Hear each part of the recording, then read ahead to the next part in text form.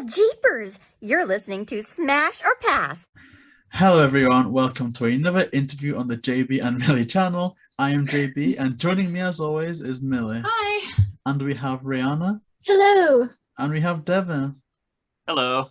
And our special guest today, who we are so excited to speak to, is Rio Nugara, who many people may know as the Island Emissary. I think that's how you say that. Yes, Spooky Island Emissary is how they pronounced it. Hi guys. Hi everyone. Thanks for inviting me. No, thank you so much for taking the time to speak with us today. You like this, huh? It's amazing. So oh my gosh. The whole movie in general is just so iconic to us. And I guess we can start off by going into a bit more about you personally. And that's, I guess, what made you go into acting. Yeah, what made me get into it. So, oh gosh, what a story. Like, you know, all actors have massive stories as to how they came about being in TV or anything, any media, you know, even music. There's like a massive story, but obviously we don't have all that time. But for me, it was, so it all was shot on the Gold Coast, all right, in Queensland, this film, right, at Warner Brothers Studios. And I was working, I was the reader for the casting agency, Morify Casting. So I would be the guy behind the camera, throwing the lines out to every actor that comes in for an audition. And I did that for years with Morify Casting at Warner Brothers. So I'd go every day and I'm there at Warner Brothers in the back lot watching Vin Diesel do a film, and then there's Benjamin Bratt over there. And you know, it was just amazing time. And it was when and the reason it was so amazing and why everyone was coming to Australia was the dollar was at 50 cents. So the US were coming over and they were paying like $200 million to make Scooby, when they would have paid $400 million to make Scooby. So it was just such a good deal. So they did, at Fox, they did Star Wars, they did Matrix. They just pounded these films out cheap. And the crew, the Australian crew, they're just killers, like no unions. They just work their ass off all day long. And that's why the Americans loved coming. So anyway, so of course I got to look at all the scripts and everything that was coming up before anyone else got a chance to. So I was really lucky in that regard. And I was a part of this, I don't know if you know, but you know, so for example, we're doing a scene right now, it's dead silent, okay? But then when you watch the film, there's all this noise and atmos, we call it, that is overlaid onto the movie. So I work for what's called a looping group. Now, when you look at the credits, you may even know about this, but if you look at every movie and every credit, you'll see looping group or loop group. And it'll be a bunch of people like you, me, like all different demographics, right? And we'd get into the booth, into a silent booth, and we put our cans on, is what you say, and we've all got our mics, and we're watching the movie, and then we're picking, you would pick, all right, there's this guy over there, he's talking to this girl, what is he saying? Can you see his lips? And we would improvise our voices to create a crowd scene. That's what I did for Flipper, The Lost World, Beastmaster, a lot of movies of the weeks. And we would just get a lot of work, you know, and you're getting paid really good money for an actor, you know, you're still doing pretty good money and you're feeling really good about yourself. You're in the industry, right? So anyway, funnily enough, it was me and Neil Fanning who ends up doing the voice, right, for Scooby. We're all in this group, okay? And I actually, for years, I actually did not know that Neil could even do the voice. Like, we were friends and he was a stuntman at Warner Brothers Studios. He was in Police Academy Stunt Show. Which is connected to the studio itself, like in LA, right? Same model, exact same model. So all of a sudden, Neil walks in and he's doing this Scooby voice, right, at one of the auditions, and it was just perfect. Like, seriously, he's got the voice down. And what happened then was that, you know, there was a guy that did the Scooby voice for years, right? He's like did the cartoon voice and everything. He didn't get the gig. Neil gets the gig. Like, it was such a betrayal for him, and it was a big uproar. It was like, oh, what? This is the movie, and now you're not letting me do the movie, right? So anyway, Neil gets the movie, man, and he does a great job. But you know, that's how I got the. Oh, so how I got the role, of course. So I auditioned, and there was like 10,000 dudes that went for this role. 10,000, okay, and I nail it, and I looked exactly what they want. The same, just the whole look worked. They wanted that Hispanic sort of looking guy, but I'm actually born in Sri Lanka. I'm actually Sri Lankan Australian, but you know, I look like that. I can look like that. So I do the role, I get called back. I think it was like 3 callbacks, and there's 80 odd words. And funnily enough, so far I've been paid $80,000 to do 80 words. Crazy, right? But that's based on residuals, because I get paid, I get checks, not check them over, deposits into my account now, and it says Emirates, you know, like Emirates or bloody Hulu or Disney, or it's been played on whatever, right? It's been played somewhere, and I get a percentage of that, and that's what all actors get, as you know. So you can imagine Sarah Michelle Gellar and Freddie and Maddie and all the boys, what they are getting paid, like, you know, endlessly. So that's why these guys have got so much money, and it's so epic to do big films, because the income is for life. So anyway, so then I get the role, and I meet Raja and everything, and that's it. That's how I got the role, mate. Yeah. Oh, that's absolutely incredible. And it's so interesting to hear, like you're saying, about the roles leading up to it, where how, you know, background scenes and things like that are actually made and constructed, because that's not something that we've really had the opportunity to speak about before. So it's great to hear that kind of background knowledge. But in terms of actually getting to that stage, were there any movies or actors growing up that inspired you to want to get into the industry itself? Oh yeah, for sure. Look, I really love Marlon Brando. So I watched a lot of Brando's stuff, like a lot of Tennessee Williams play. You know, he for me, he was just, and he still is like a god, really, when you watch him act. So I love the Stanislavski style of acting. That's why I love, you know, you understand, you know, the same types. Like I love De Niro, Pacino, Brando. They're all Indino, I just realized. Rio, maybe. And just those style of actors, those method actors. Nick Cage. Look, these are the guys. But in the early years, it really was me I actually really like to study the craft too. It wasn't, even though I never really did many big things, I did a lot of television stuff. And I'll tell you why that stopped in a moment. But definitely those type of actors are the ones that inspired me, for sure. Yeah. That is really incredible hearing like who inspired you to like get into the industry and stuff, because like it's just incredible seeing you in person now, because I remember being a kid and seeing you. I went to see Scooby when it was brand new on the big screen when I was a kid, and I've watched it a million times since, and it's just being here with you now. It's crazy that it was 20 years ago. We're going on 20 years since this movie came out. It blows my mind. It's crazy. 20 years. That's a long time now. That's officially a long time. And it was 20 years ago, but I'd love to hear you talked about getting cast in the movie a little bit, but what was the actual process like for getting cast in the movie? Like, what'd you have to go through for that? Oh, sure. So you have an agent. So I had my agent, and she called me and she says, look, and like normal, I get a call and there's a movie, there's an audition, and you go for 99 auditions and you get one, right? That's just how it is. Unless you start getting, you know, once you get up to the top there, you get offered and you get begged to do it, you know. But for us, it was, you know, it's all. But I enjoyed that process as well. You have to enjoy the audition process to be an actor as well. You've got to enjoy the work, like the excitement of getting your lines, to learn the lines and breaking the lines down, the subtext behind it. What is it really saying? What are you thinking in your mind as you're reading it and you're delivering the lines? So you got to love that process. If you just think of it as being a star, you'll never be good, because that's just ridiculous. If you just think about, oh, how amazing would it be to, you know, to be an actor and be, you know, Brad Pitt or whatever, or hang out with Tom on Maverick. I mean, you will never be a good actor, because the magnitude and the awe of it will cripple you and cripple your mind. So you have to keep it real and just understand that this is a job, this is fun, and Tom's a guy, and whoever's a guy, and Sarah's, you know, Buffy, but so what? And, you know, Pamela Anderson and I shared a makeup trailer, and you know, I'm thinking, look at this as Pamela, but you're just talking, it's normal.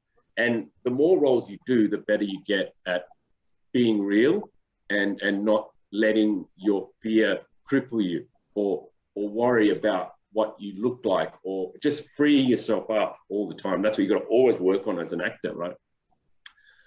So yeah, I totally lost track of what was the question. It's the casting process, like everything you had to go through to like actually, yeah. Yeah, the kind of person. So yes, the agent calls you, and you get the script, you learn your lines, you get the time to go, you go there. Everyone knows me anyway, so I'm feeling really good at that moment.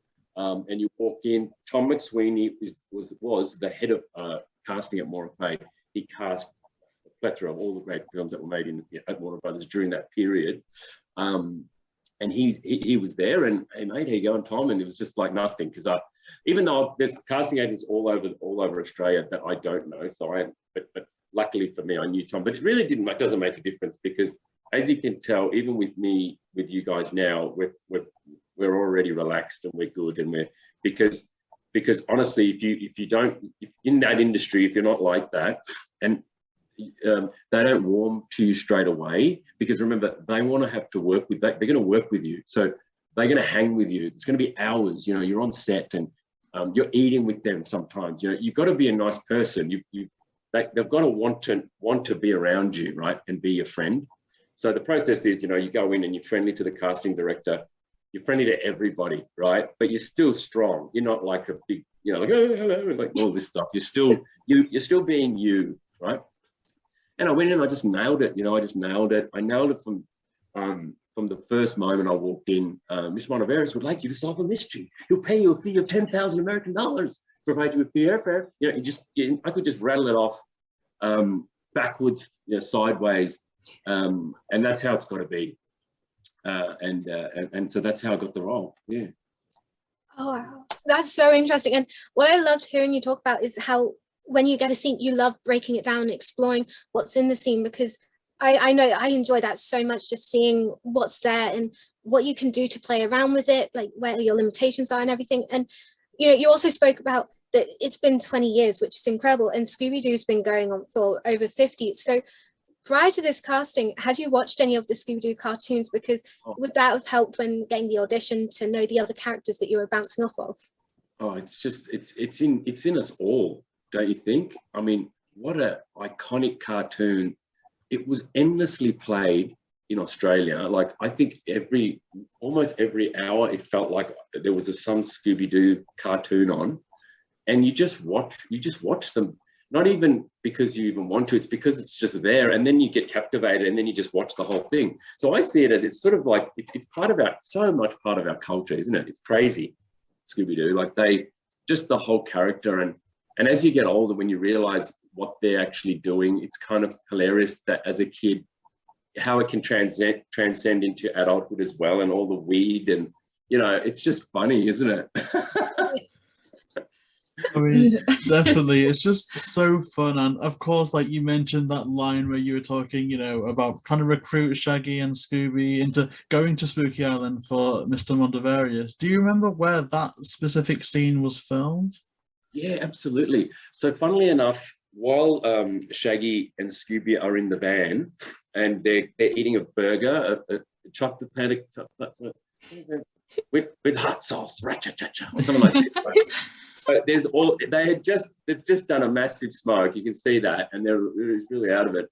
And so that scene was actually in a Warner Brothers studio at 2 a.m, believe it or not. Oh, yeah, wow. Just that scene. And I was outside of the van. It was middle of the night, like 2 a.m, in a massive soundstage at Warner Brothers, and I'm just doing these lines. I'm looking for a Mr. Rogers and a Mr. Doo, the detectives. And they just wanted me to just keep throwing that, and then they're doing their shit inside. But it wasn't even the van. It was a set that looked like the van as well, inside the van. Yeah. Oh, the sets were incredible. Yeah, the sets were unbelievable. But just on that question, yeah, it was in a soundstage, Rhianna, at 2 a.m. That first part, okay?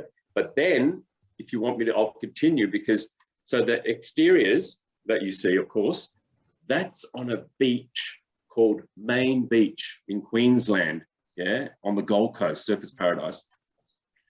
And they shut down the street, and it was a beautiful day, as you can see. And we shot, I think I would have done the scene, oh my God, I reckon over 50 times, because it's not because I was bad, it's because they do over the shoulder point of view.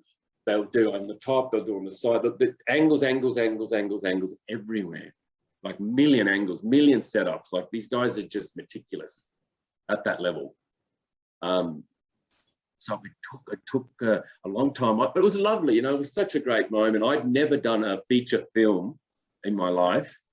So to be amongst that elite group, and that group actually was just about to go and shoot Denzel, that exact crew, and all the guys were about to shoot Denzel in LA for that movie where, I can't remember the name now, but where he touched someone and the spirit went to the next person. I don't know if you remember it, but anyway, they were going to do that. So just to be a part of that elite crew was just epic.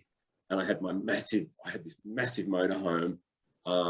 You know, I've always had, like, you always have a first AD that looks after you, the first assistant director, in every show you do, TV, whatever, it doesn't matter. But this was so big, like the dude was there with an umbrella. He was like my slave. Like, it was so full on. Yeah, it's just intense. The way these guys live every day, like as if they're gods, you know, they get treated like gods daily. But the experience was exceptional. Meeting Pamela, getting to know Pamela, and you know, I said the funniest thing. I know this is an adult show, and I said to her, you know, I used to jack off over you every day, and the whole trailer laughed, and they fell to the ground. She was on the floor, and then we were great friends. You know, like we became great friends. She lives in Malibu, and I've seen her since. And she's fantastic. So these are the experiences that you take away from these types of things. And here's me just doing a tiny scene, but I did do a lot more, and I know you guys might want to know about that.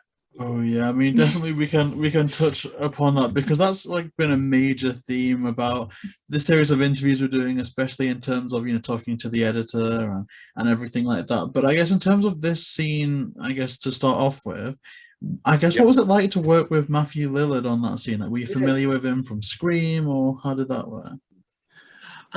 Yeah, no, it was very nice. He's just a professional, you know. He's a lovely guy. He asked me to run the lines for him with, like, he said, Rio, can you just do this? Can you do that bit for me? And this is just off camera right before we went to do the scenes.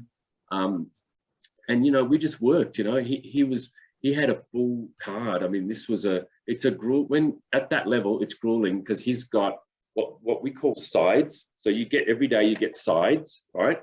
Meaning the daily lines, and you get given a little booklet, right? And he's got so much on, like every day he's got to have new lines and memorize the entire 180 pages. And because he had the most dialogue clearly than anybody in the whole film. He was shown the most.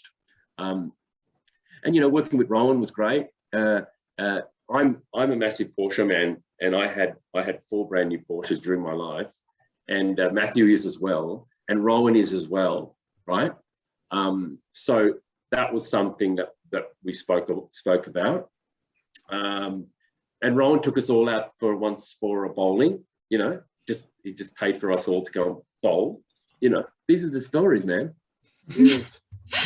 It certainly does sound like, you know, everyone had a great time on set, and also everyone had a great time watching what was on the camera as well. And as you were starting to touch on there was some controversy regarding a test screening where things in the movie did change slightly, and throughout the interviews we've started to kind of piece together some of what happens. And I imagine perhaps some of your scenes could have been quite different, because I know something Kent Bader was saying is how that scene itself outside the mystery machine, there was meant to be pots there that they didn't want people to see and things like that. So do you remember any kind of lines or scenes you did that were changed at all? Oh yeah, so basically some of the lines that the stuff that was thrown out was mainly to do with, it was just too adult, you know. So, but they had to explore that to see if it was going to work. I think now totally it would work, but 20 years ago we didn't have multiverse, we didn't have all of the shit that's gone on, and the world has changed. We've all really matured, and we're not as naive as we were in 2002. So I think now it would all work. Like, bring on the bongs, all the smoke. The kids would even still watch it because they're not going to do it, but they know about it. So what, right? It's not needles. It's not, you know, and it's legal, man. In Spain, it's medicinal now. It's changed. We've changed. So there was a lot of you say drug references, but it's like you can't even think of marijuana as kind of a drug anymore. It sort of doesn't even feel as if it's kind of a drug. Like when you say drugs, I think of cocaine, heroin, you know, all that horrible stuff that, you know, that can really damage people. It's okay now and then. No, I'm not joking. But definitely weed was something that was prevalent, and also there was a lot of sort of evil overtones to it as well. You know, it could have got an R rating if it wanted to very easily. When you think about just the whole premise of the kidnapping and some of the creepy janitor, what a pedophile he is, you know, and you know, just that stuff that could have really gone off planet and gone really dark. They had to pull all of that back. I don't remember the exact words. The reason I remember my role from 20 years ago is because my daughters watched it. I got a 10-year-old, and then people play it back. They send it to me, and that was the movie. That was my part in the movie that was kept and wasn't left on the cutting room floor, as they say. You know, but it was all referent. I was just with Rowan a lot more, which is a shame, you know. And I nearly had a figurine. They were going to do a figurine that would have been super cool, but they didn't go as far as Spooky Island Emissary. But you know, these are all the little things, you know, behind the scenes that, yeah, no one knows about it. It happens in every film. Yeah, like you say, a lot of things, you know, in films do get left on like the cutting room floor. So I guess from what you were saying there, did you know, go with everyone to Tangalooma and there was more scenes there? Because I know from what we see, it's predominantly just on the beach before the island. Yeah, that's right. No, I did go to Tangalooma, and I was there ready to go, and we did a few things here and there, but they sort of chose direction on using the Spooky Island Emissary, which was, you know, obviously I would have loved to, because it would have meant more money and it would have just meant more fame for me. But you know, these are the things that happen in that industry, and you got to get lucky. You got to get lucky. So I was there, but they didn't use me. We did a few bits and pieces, but nothing really stuck, unfortunately. It was great that you still got the experience of going to the island, though. That is really good to hear, because as you were saying, the sets and things. Really, yeah, it's a very popular place, Tangalooma, actually, in Queensland. Yeah, Queensland, beautiful place. So, like you're saying, you got to see everything that was there. You at least got to see all the sets and things. So, from that, did you have a favorite, you know, set or, you know, set piece or anything like that? Because, like you said, the things they created for it were incredible. Oh, it was incredible, especially I love the most at Warner Brothers in the soundstage in the studio. They had that section. I can't even remember the section where there was like a train. It was like a train, and it was like I think it was in the cave, right? Do you remember the scene, guys, where it was like a roller coaster? Yeah. All grey and goblins and gargoyles, and it was so amazing. It was literally like walking into like Bruce Wayne's manor. Like, I don't know if you've been to Bruce Wayne's manor in Warner Brothers. It's just got these gargoyles and these big, you know, these big things. Oh gosh, it was really cool and very detailed. And it was a really fully working roller coaster. They built it. Oh, wow. Yeah. That's crazy. I didn't know it was functioning. That's pretty cool.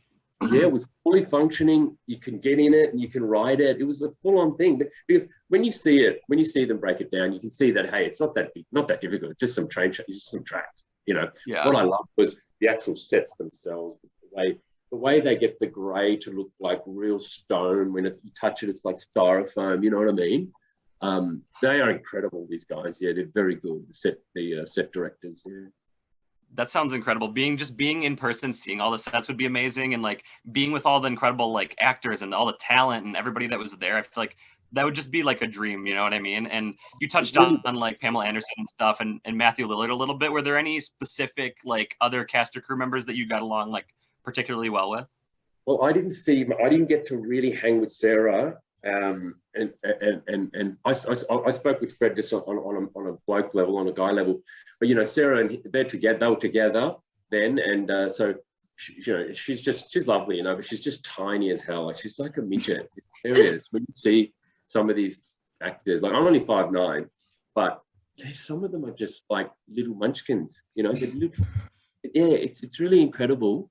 Even Pamela, she's tiny, you know, even though she looks bigger on the TV, she's a little woman, you know, but with all the, you know, the boobs, we all know the boobs, but it was quite incredible. Yeah, the whole experience. Matthew's very tall, he's about 6'2", I think. He's huge. And we had this dwarf, a really lovely guy, Chris, who played Scooby. He's a midget, you know, he's like a dwarf, right? Look, this one we're doing that guy, it's like little. And he's very famous on the Gold Coast because he owns a car wash there. And we go to his car wash. And one time, Chris, he got into my car and his feet couldn't touch. The classic hilarious comedic story. The midget gets into my car. He can't reach the pedals and he crashed it into the fuel bowser at the gas station. Right. This is the little midget guy. This is just a story off topic.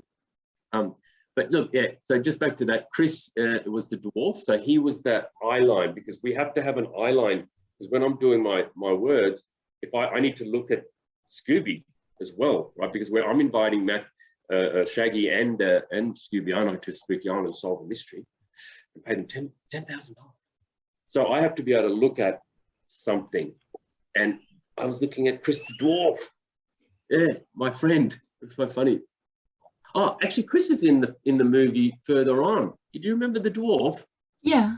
Yes, that's him. That's Chris. Oh, he was okay. Interesting. Yeah, because he awesome. alerts everybody. He does a little switch. Yeah. Sorry. What was that? Yeah. He does the little switch in there, right? Like when Fred and Velma are in the thing, he does a little switch and like alerts everybody that they're in the castle. You got it, Devin. Yeah, that's cool. Yeah. That is awesome. So you mentioned that you filmed some other scenes that didn't like exactly make it into the film, and you kind of talked about like how long it was, like 50 takes for the one that did make it. How long did like all the scenes you filmed like last? Like how long were you there filming for and doing all the scenes? Yeah, it's a good question. Like I would have thought, I'd say maybe 4 days, or maybe 5 days. 5 days. Okay. I would say 5 days. Yeah, because most of the time after my big scene, I'm Rowan Atkinson's sidekick, Mr. Mondavarious, right? So I'm there and I'm in the background. I'm not really like speaking as much as that when I invite them to the group to solve a mystery, that's my biggest chunk of lines that I had. And the rest was scattered and bits and pieces in different areas in Tangalooma. Yeah. Interesting. Yeah. When the movie came out, did you go to the premiere, or I assume you watched the movie back? And what was your first thought of it all? Unbelievable. It was such like, because I'm like a fan like you, right? Because I didn't end up going and becoming Tom Cruise, right? So for me, thinking back on that now, it's like as if you guys did it. So I know you will feel what I'm feeling, right? So I'm there with my agent, and we're in the premiere. I didn't go to LA. I didn't get invited. My role wasn't huge enough. If I wanted to go, I could have gone, and I could have paid my ticket and go and all this. But I was so busy at that time working on so many different roles, bits and pieces, television movies of the week. So I'm working, you know what I mean? I regret it now. I should have gone. I definitely should have gone. But I'll tell you the reasons why I didn't go. Actually, now I do remember. So anyway, so we're in Australia. We're on the Gold Coast, Hollywood on the Gold Coast, they call it. And I'm sitting there, man, and you know, when I first saw it, and I saw myself, and I'm just so big, and I'm like, wow, it was mind blowing to see myself with all these people in the theater, and I'm you can eat like in my teeth. I just thought, wow, this is massive. It's huge. It was one of the greatest moments of my life, and I'll never forget it. It feels like when I first saw Star Wars, like I still can see myself. I feel that same feeling, and even Top Gun 36 years ago, that's the same feeling I have when I saw myself. Yeah. That's amazing. Like that moment where you just see yourself and everything becomes real, and you've got the physical proof where if someone's like, yeah, I know you're in Scooby, sure, like now you can be like, well, watch the movie, see this part, I'm right there. Right there. You're right. If it ever comes up and the people, they then go and watch it or whatever, because they're lucky, because I'm just after Pamela's scene, and you don't have to go and watch the whole film to see me. I'm right in the first 10 minutes or so of the film, right? just after they solved the creepy janitor thing, I'm bang, pass the duchy from me, and bang, where I'm on. Great song, isn't it, JayBee? Oh yeah. And yeah, and then they watch it and they're like, "Oh my God, you're really in it." I said, "Yes." So yeah, I do get that kind of reaction. Yeah, I do. It's so funny. Yeah, and sometimes I send it to people because it's so good because it's on YouTube. Just my scene. Like if you Google my name, Rio Nugara, I'm sure you have. You see everything that I've done, like my whole career and everything, motorsport and helicopter pilot, and all the stuff in motorsport. But you can also get that little scene, which I love. I just send it to people sometimes just to freak them out, you know. I feel like you briefly touched on this a little bit earlier, but do you ever get recognized for your role in the movie? What happens is, what I've found over 20 years is people think that they've seen me before, or that have we met? Like, I'll get those moments because they've just watched Scooby, right? And then they've seen me, okay? And that's always something where they don't actually go, I've never in my life had, were you in Scooby Doo? No, never. I've never had that, but I've had a lot of people really saying that almost, but actually just saying they've just watched me. So they know that I'm on Scooby Doo, but they think, is that you? So they think, I can see them thinking that, right? And I said, look, no, we haven't met, but look, I did do Scooby Doo. Oh, right, that's it. Yeah, it's like that. That's fantastic. And again, especially as you say, like after 20 years, it's definitely a movie that stood the test of time and definitely become almost a cult classic, I'd say now, with so many people being into the vibe, just because it's so different. Like, even though they cut a lot of the stuff out, you'll never see like a kids or family movie like that made probably ever. And that way it like serves as such a great timepiece for that era. So what does it feel like to be part of a movie that has become so beloved even after 20 years? Like, yeah, it's like, even for me, when I got your message and we started connecting, I even then, it just brought me back straight away to how the power of the film, and the fact that the things that you do on your channel is what keeps the film alive with everybody, and you're almost transcending it into all the different generations. Like, I showed my daughter your page and everything, and she's like, oh wow, that's awesome. And you know, and she's now looking at, you know, she's subscribed to your page. And so these are the things that will keep the film. And look, you're right, the film is the film, and that's why you guys do it. So it's not as if you're doing the film a favor, even though you are. It's the film itself that is so iconic, and it makes us all do this, like, you know, spend time together talking about this incredible movie. The first one of its kind. The second film, it was okay, but the first is just really just bang on, and everyone in the film was perfect. I thought the storyline was perfect. Just the whole thing, it was perfectly constructed from finish to end.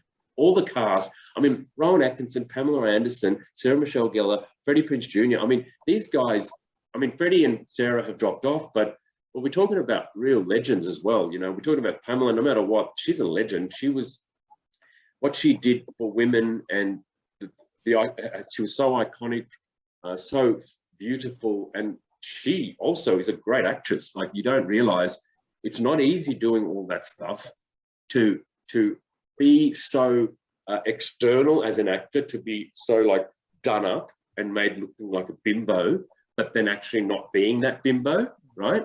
That's tough, because most women need that, or most men, even men, everybody with muscles and everything, they use that as their shield to get through life, you know. And if you take that off, oh, they're nothing, right? They can't even talk. They're nervous.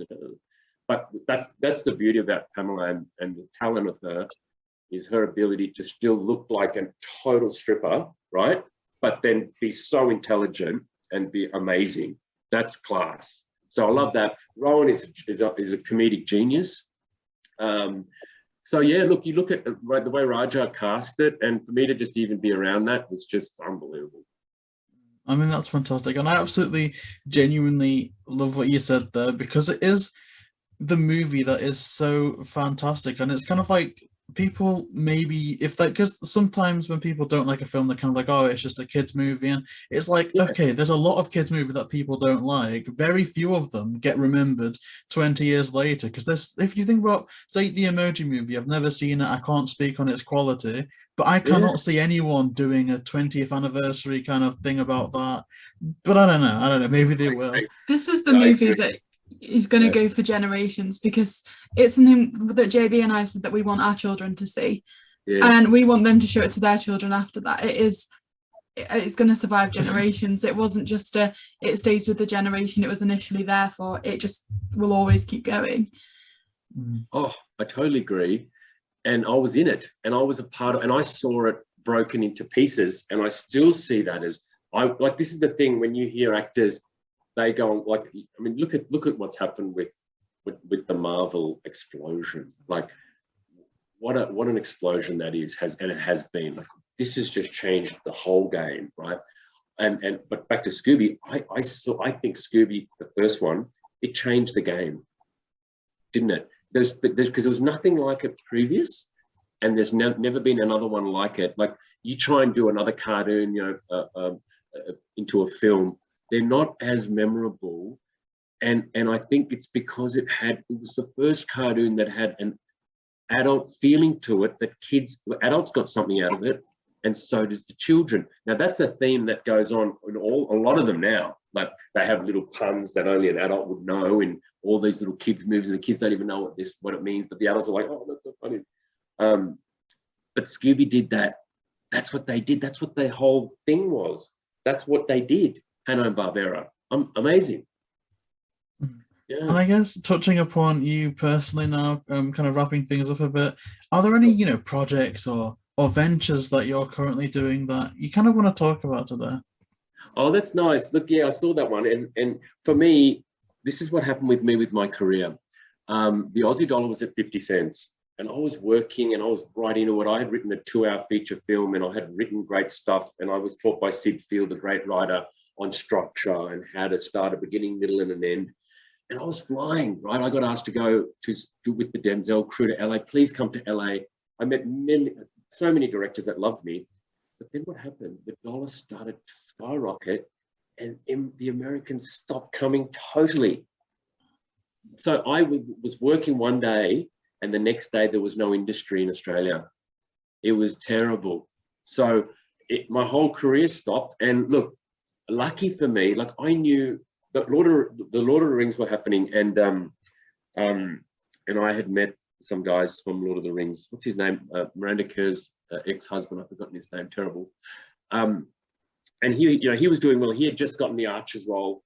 And but I had some other friends that were so broke. I was lucky. My parents had an investment firm, so I was lucky, And I went into my banking and finance career, and I made millions and millions of dollars, and I'm okay, right? I had my own helicopter for Porsche's pilot, race car driver for Audi.